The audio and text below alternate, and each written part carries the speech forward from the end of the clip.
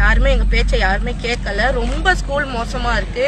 இப்போதைய நேரத்தில் கல்வி கற்பதே பெரும் போராட்டம் என்ற நிலைக்கு தள்ளப்பட்டுள்ளோம். கல்வியில் சிறந்து விளங்குகிறோம் என மாறுதட்டும் மக்கள் விரோத திமுக ஆட்சியில் பள்ளி குழந்தைகள் தெருவிலிறங்கி போராடும் நிலைக்கு தள்ளப்பட்டுள்ளனர் என்பது எவ்வளவு பெரிய அவலம். கவலைப்பட்டு பயனில்லை, அவமானம் பட்டுதான் ஆக வேண்டும். காரணம், தமிழ்நாட்டு மக்களை ஏமாற்றி அரியணையில் அமர்ந்துள்ள திராவிட முன்னேற்றக் கழகம் இந்த சூழலுக்கு நம்மை தள்ளி உள்ளது.